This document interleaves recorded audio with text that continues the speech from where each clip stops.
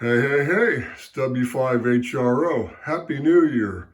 What's today's date, like the 13th or 14th or something, Monday? Have to look at I got a calendar here on my phone, but I didn't look at it before I started the video. I did get the 75A-4 up and running. I'm kind of way behind on my station setup. We had to go to Oklahoma for 2 weeks to see my dad. My dad will be 96 this summer, and he's really starting to wear down, physically. And he spends a lot of time laying in bed taking naps now. And so I had to go see him again, spend the Christmas, holiday season with him. So my wife went, of course, and my daughter, and we came back. We've been home for a week, but I had kind of a.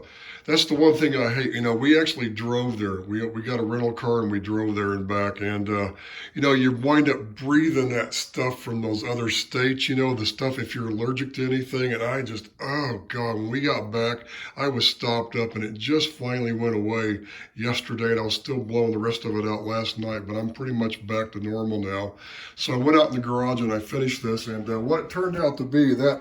What's funny is I cleaned the switch, turned it back over out there in the shop, and they're on my bench, and I started clicking around the band switch, and it was doing it every time, that intermittent problem. I'd go to 15, it was gone, and sometimes it'd come up on 11 and one of the 10-meter position, and I'm like, what's going on? So I'm like, great. So apparently it wasn't dirty contact. So I turned the thing over, because whatever I did, I did solder a couple contacts, but I only just touched one or two of them, and I didn't touch the one that I actually found was bad. And what happened is I turned it over, and I was like, well, I turned it over on its side, then I powered it back up, and I was listening. When I went there, okay, so I started tapping stuff, and there was one bus wire that went from the wafer switch, one of the middle parts of the wafer switch somewhere, over to one of the tube socket pins, and it was to the 12AT7 crystal oscillator tube. I went, aha. So I soldered both ends of that real good, and took the thought, well, it could just be also a dirty tube, pin on the dirty socket connection or something with that tube. So I pulled that tube out and I cleaned it, put it back in, and pulled it in out a couple times, and it's been working great ever since. So I just need to touch up the alignment actually on this thing is not too far off. I just need to center this on the dial and make sure I get this aligned properly.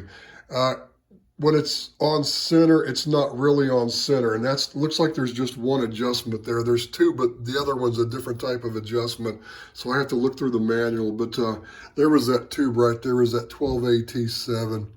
What is that, V4? That was one, there was just one of those big heavy pieces of that bus wire going from that connection on the wafer switch over to that pin on that tube. I didn't even check to see which pin it was, because it was obvious that was obviously the problem. So when you went up on these higher bands, it was using that connection for all of it, and that was the problem, it looked like. So anyway, so that's all fixed, and I haven't hooked up to the big speaker. Now I need to build that remote, switch box to kill the speakers, and I didn't do any of that because I got behind on this, because when I came back from that first trip from Oklahoma in August, when I had to go see him then, because my mother got kind of worried, so I had to go then, and then when I got back, I just couldn't get motivated. And then when I finally got motivated, I realized, hey, it's almost winter. I got to go out there and work on my antennas. So I got most of my ground radio system done. I'm going to finish it the rest of the way this spring. I was going to try to do more as soon as we get another break in the weather. It was really nice this week. I just felt like crud, but I needed to get this finished. But the other thing that happened was that that amplifier that I restored from my 10-meter setup smoked.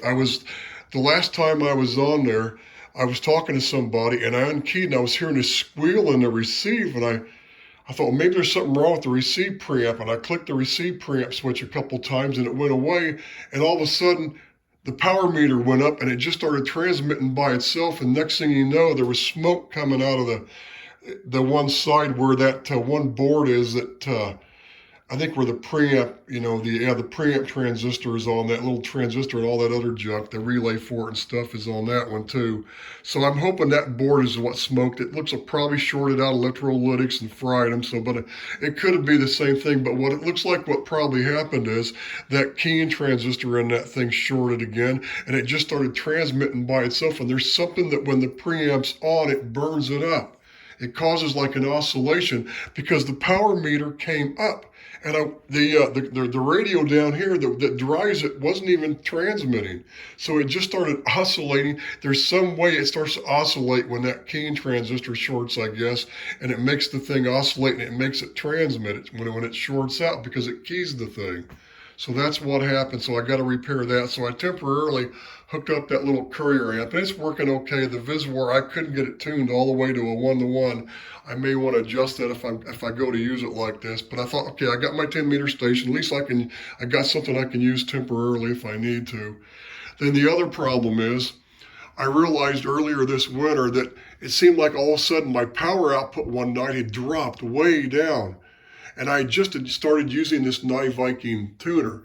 And I thought because it's a Pi network and it has all that capacitance on the input that somehow it was affecting my loading because I was having to change the loading and turn the drive power up. And then it finally dawned on me. So I went ahead and I used it one more night and I finally stopped using it. I thought something's not right. And I think my guess is I have that OD3 regulator string in there on the screen. And on the end of it, I have that one little 10-watt Zener to get because I did that so I could tweak the voltage. Plus, I didn't have room for 4 of those tubes under the chassis.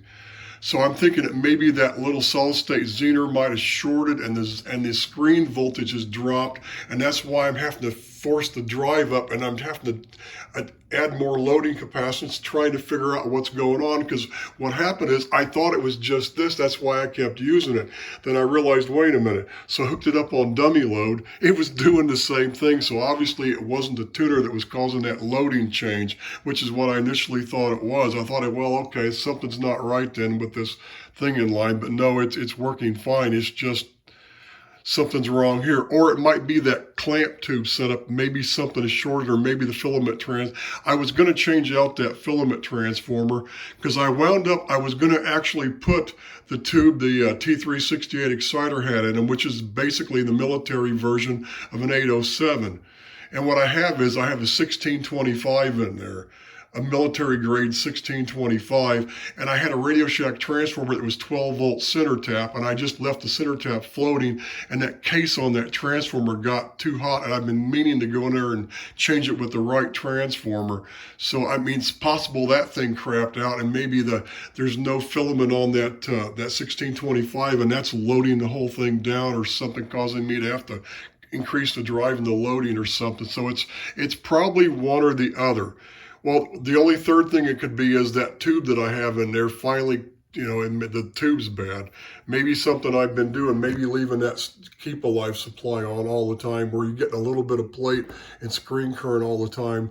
Maybe that's an issue, but I don't know. There's a grid leak resistor going to ground on this transmitter in there, so who knows what it is. But it's one of those three things, probably. But it's probably the first one, if not the second one. So that's the next step. As soon as I get all this situated here, I just hooked this up. I don't even have an antenna. Right now, I just unplugged the antenna from my Kenwood over to here so I could run it, just so I could use the A4 this morning. So, but anyway, that's the status on the shack, and I've been gone from the air because I had to make a trip, and I've had so many things going on. So I'm trying to get back on here before it becomes February. So hopefully I'll make it for the last month or two before the band shuts down again. But the 75A-4 is back up and running, so 73s.